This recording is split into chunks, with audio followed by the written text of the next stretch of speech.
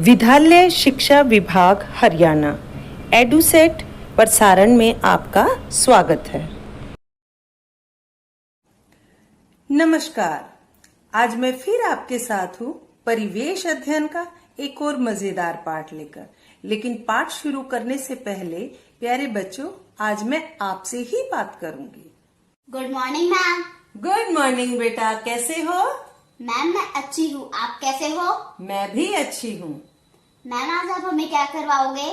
आज मैं आपको परिवेश अध्ययन का एक बहुत ही मजेदार पाठ कराने वाली हूँ। लेकिन पाठ कराने से पहले हम एक कहानी सुनेंगे। प्यासा कौवा की कहानी आपने सुनी है? Yes ma'am. चलो आज हम उस कहानी को एक बार दोहराते हैं।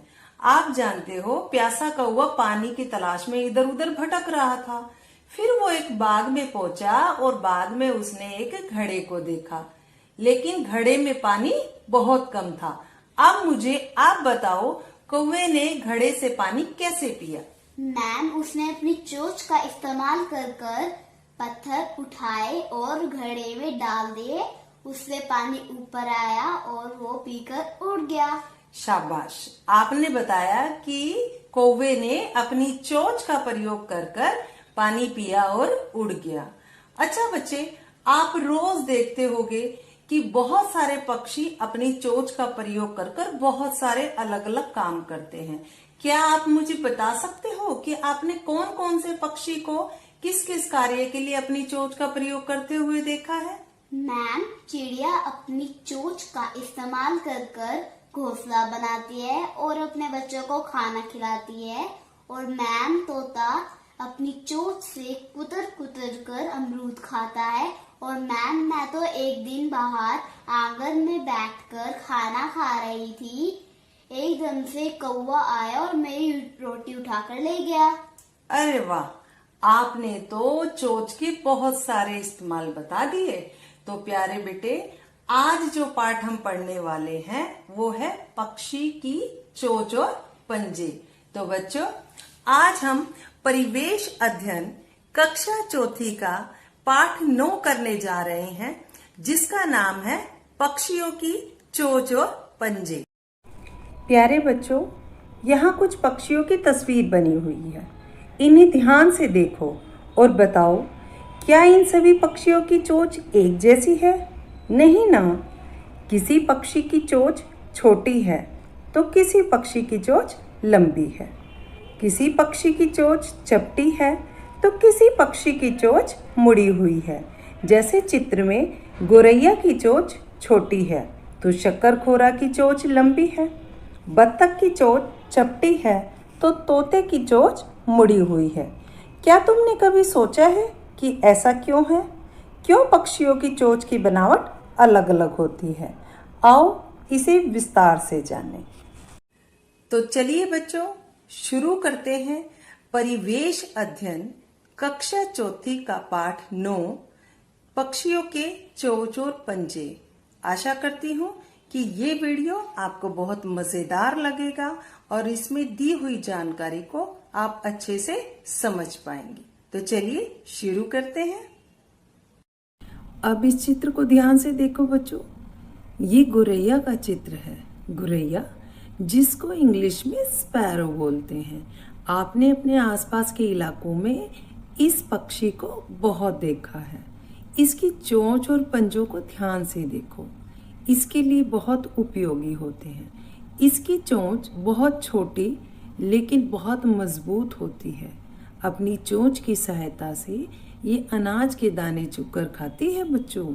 और इसके पंजे पेड़ों पर, तार पर मजबूत पकड़ बनाने में इसकी सहायता करते हैं। देखो किस प्रकार चिड़िया अपनी चोंच का प्रयोग कर दाने चुग रही है।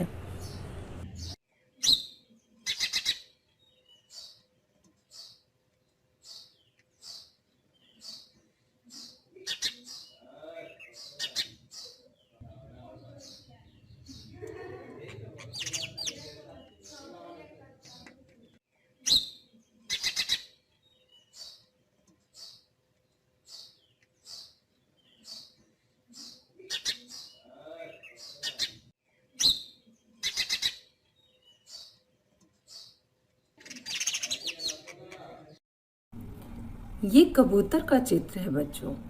कबूतर को इंग्लिश में पीजन कहते हैं। कबूतर की चोंच छोटी और मजबूत होती है। वह अपनी चोंच की सहायता से अनाज के दाने चुगकर खाता है और पंजों से पेड़ों पर मजबूत पकड़ बनाता है। कबूतर दानों को चुगने के लिए अपनी छोटी और मजबूत चोंच का प्रयोग करता है बच्चों। ये कौवा है बच्चों। कौवा जिसे इंग्लिश में क्रो बोलते हैं। इसका रंग काला होता है।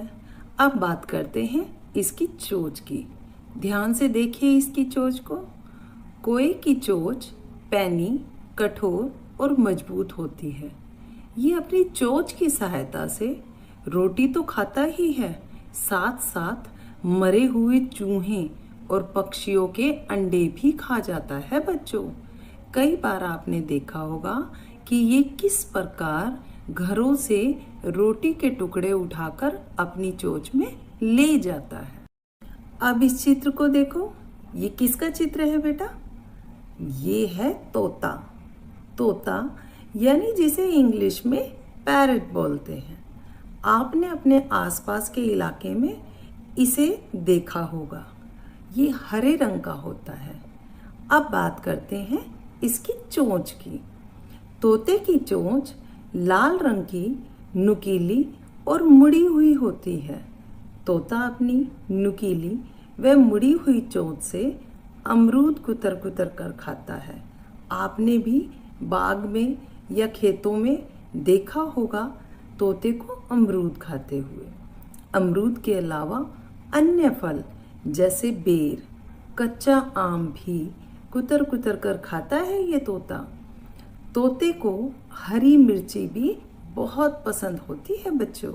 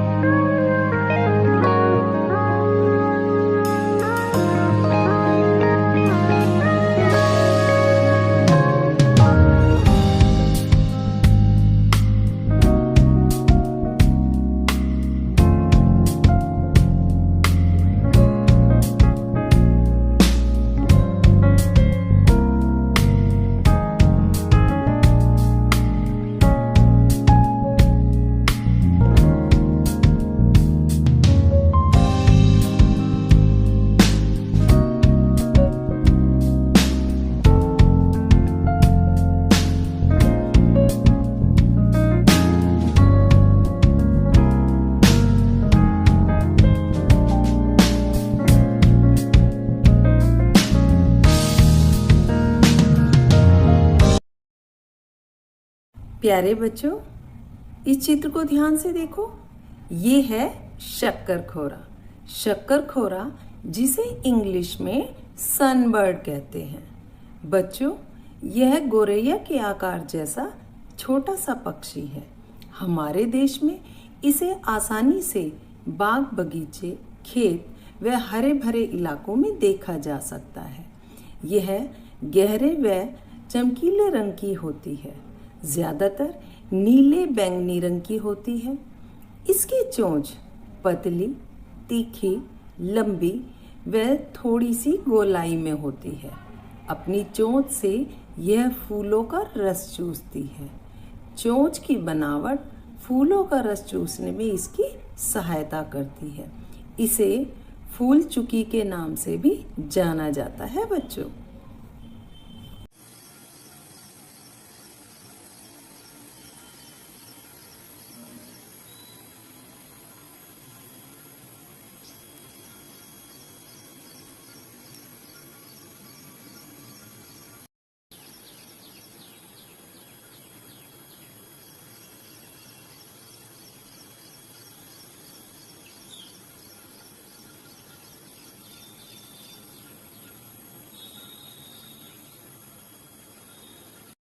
बात करते हैं कठफोड़वा की। कठफोड़वा जिसको इंग्लिश में वुडपेकर कहते हैं। प्यारे बच्चों, क्या तुमने कभी कठफोड़वा देखा है? पेड़ों के पास से आती इसकी चोंच की टुक टुक की आवाज़ सबको आकर्षित करती है। ये पेड़ों के तने और शाखाओं के भीतर छिपे कीड़ों को अपनी चोंच से खोद खोद कर निकालता है और खा जाता है। यह थोड़ी ही देर में कई सारे कीड़े खा सकता है बच्चों। इसकी जीभ लंबी और कांटेदार होती है।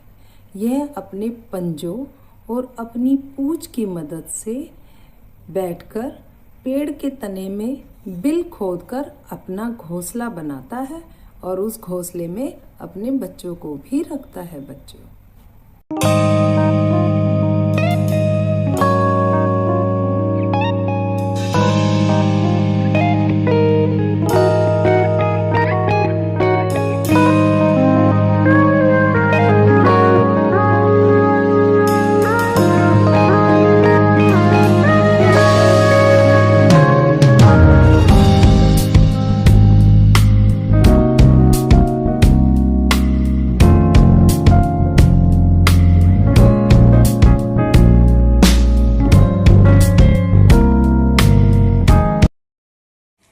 प्यारे बच्चों, अभी तक इस वीडियो में हमने देखा कि पक्षी अपनी चोंच का प्रयोग किस प्रकार करते हैं। विभिन्न प्रकार के कार्य करने के लिए पक्षी अपनी चोंच का इस्तेमाल कैसे करते हैं।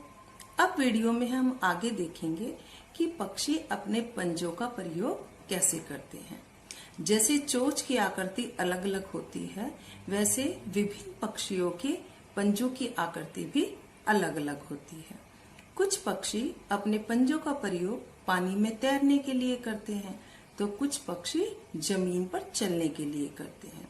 कुछ पक्षी तार पर लटकने के लिए, या पेड़ों की टहनी पर बैठने के लिए, या दीवार पर बैठने के लिए पंजों का प्रयोग करते हैं।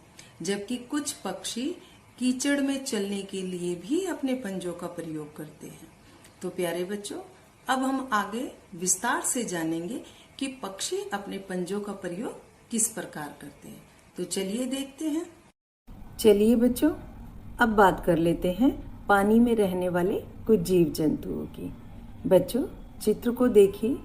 चित्र में आपको बतख दिखाई दे रही है। बतख, जिसे इंग्लिश में डक भी कहते हैं।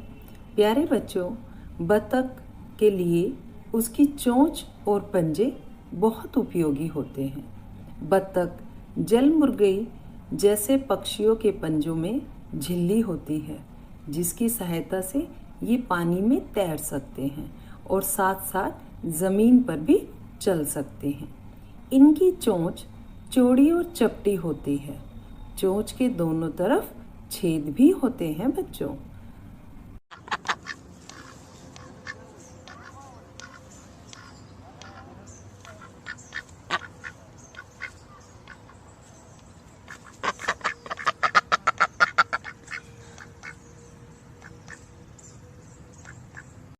ये बगुला है बच्चों। बगुला पानी और ज़मीन दोनों जगह रह सकता है। बगुले की चोंच बहुत लंबी होती है। अपनी लंबी चोंच को पानी में डालकर चोंच से मेंढक छोटी मछलियों को पकड़कर वो पानी से बाहर ले आता है और उन्हें खा जाता है। बगुले की टांगें लंबी होती हैं तथा पंजे चपटे होते हैं। ये इसे कीचड़ में धंसने नहीं देते। बगुला पानी में शांत खड़ा रहता है और जैसे ही उसका शिकार आता है, अपनी लंबी चोंच को पानी में डालकर और अपने शिकार को आसानी से पकड़ लेता है। प्यारे बच्चों, अब आप अपने आसपास के एरिया में किसी जोहड़ या तालाब के समीप जाकर पानी में रहने वाले जीव जंतुओं की चोंच और पंजों का अच्छे से अवलोकन करें और उसे अपनी कॉपी में लिखें और अपनी अध्यापिका के साथ इस बारे में चर्चा करें। चलिए अब बात करते हैं बाज की। बाज के पंजों की बात करते हैं उसकी चोंच के साथ साथ। बाज, जिसे इंग्लिश में ईगल भी कहते हैं, अपने मजबूत व पैने पंजों से शिकार को पकड़ लेता है। फिर अपनी नुकीली पैनी व मजबूत थोड़ी मुड़ी हुई चोंच से उसे चीरकर खा जाता है। बाज ना सिर्फ मरे हुए बल्कि जिंदा जानवरों को भी अपना शिकार बनाता है और अपने मजबूत पंजों से पकड़कर अपनी मजबूत कठोर चोंच से चीरकर खा जाता है बच्चों। अब बात करते हैं गिद्ध की। गिद्ध जिसे इंग्लिश में वल्चर कहते हैं। प्यारे बच्चों, अगर हम देखें तो आपको दिखाई दे रहा है कि गिद्ध की चोंच बहुत कठोर, पैनी और मुड़ी हुई है। इसी तरह के मजबूत इसके पंजे होते हैं। गिद्ध अपने पंजों की सहायता से मरे हुए जानवरों को पकड़कर और अपनी चोंच से, जो कि बहुत कठोर होती है और मजबूत होती है, से चीर कर खाता है। गिद्ध मरे हुए जानवरों का मांस खाता है। इस तरह ये वातावरण में बदबू फैलने से बचाता है और वातावरण को साफ रखने में हमारी मदद करता है। इसलिए इसे सफाई का फरिश्ता भी कहते हैं। परंतु आजकल इनकी संख्या कम होती जा रही है। यदि किसी जानवर को उसकी मृत्यु से पहले डाइक्लोफिनेक नामक दवाई दी गई हो तो उसका मांस खाने से ये दवाई गिद्ध के शरीर में चली जाती है, जिससे गिद्ध की मृत्यु हो जाती है।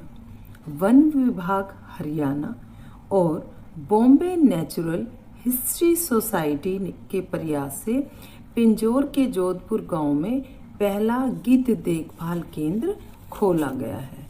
चलिए बच्चों, अभी तक जो किया एक बार उसकी दोहराई कर लेते हैं।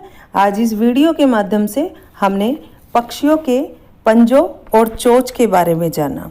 प्यारे बच्चों, पक्षी अपनी चोंच का प्रयोग विभिन्न कार्यों के लिए करते हैं। जैसे चित्र में देखिए, पक्षियों की चोंच, जैसा खाना वैसी चोंच। मांस चीर फाड़ करने के लिए चोंच का प्रयोग करते हैं, जैसे गिद्ध की चोंच। लकड़ी में छेद करने के लिए, जैसे कठफोड़वा की चोंच।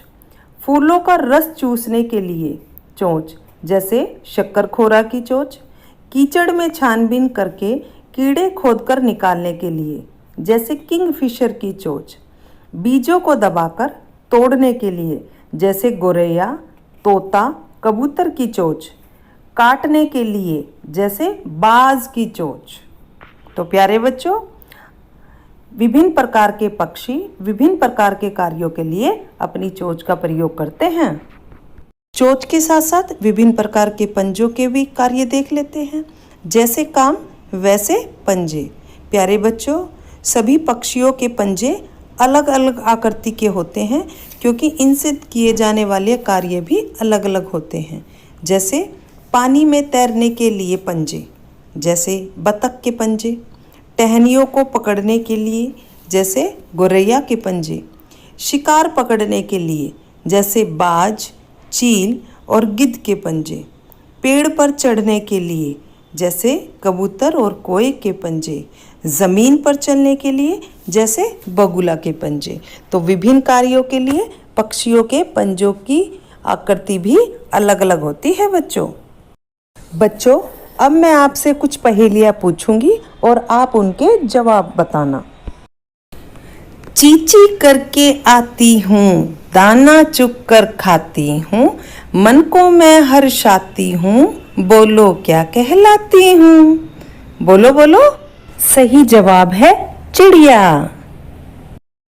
दूसरी पहेली, 4 अक्षर का है मेरा नाम, गुटरगू है मेरा गान, रंग सलेटी रखता हूँ, बूझो क्या कहलाता हूँ? बताओ बताओ इस पहेली का अर्थ। और सही जवाब है कबूतर।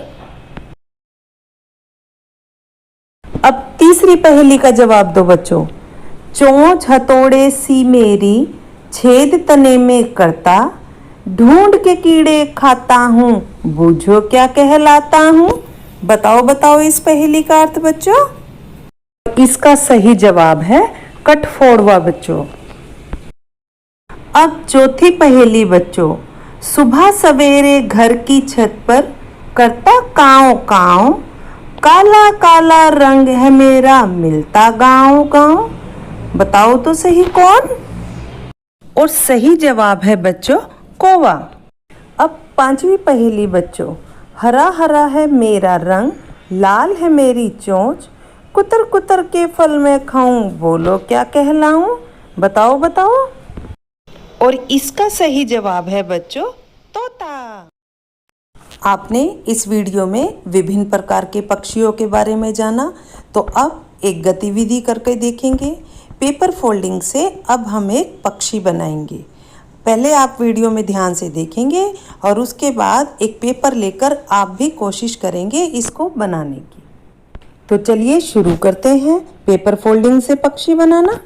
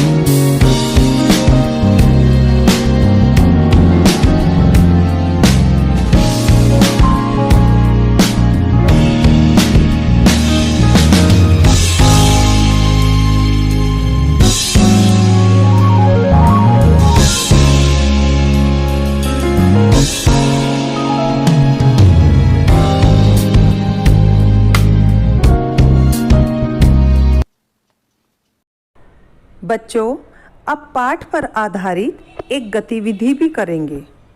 कुछ पक्षियों के चित्र इकट्ठे करो और उन्हें चार्ट पर चिपकाओ। प्रत्येक पक्षी के चोंच और पंजों का अवलोकन करो और अपने अध्यापक के साथ इसकी चर्चा करो। यह अभ्यास कार्य भी करें।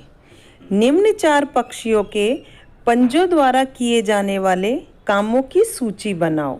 बाज, बतख, तोता, नीलकंठ। बच्चों, आपकी पाठ्य पुस्तक झरोखा के पेज नंबर 70 पर यह अभ्यास कार्य दिया हुआ है। तो प्यारे बच्चों, आज इस पाठ के माध्यम से आप जान गए होंगे कि पक्षी अपनी चोंच और अपने पंजों का प्रयोग किन किन कार्यों के लिए करते हैं। अलग अलग कार्यों के लिए पक्षियों की चोंच की बनावट अलग अलग होती है। जैसे तिनके उठाने के लिए, दाना चुगने के लिए या मांस की चीरफाड़ करने के लिए पक्षियों की अलग अलग तरह की चोंच होती है। उसी प्रकार पक्षियों के पंजों की बनावट भी अलग अलग होती है। जैसे पानी में तैरने के लिए झिल्लीदार पंजे होते हैं, तो जमीन पर चलने के लिए या तार पर लटकने के लिए भी पक्षियों के पंजों की बनावट अलग अलग होती है। अब आप अच्छी तरह जान गए होंगे कि इन पंजों का और पक्षियों की चोंच का उनके लिए क्या महत्व है। तो प्यारे बच्चों, अब जब भी आप कहीं जाओगे और किसी पक्षी को देखोगे तो उसे ध्यान से देखना और जानने की कोशिश करना कि पक्षी अपनी उस चोंच और पंजों का प्रयोग किस प्रकार करते हैं और किस प्रकार का भोजन खाते होंगे या वो कहाँ रहते होंगे।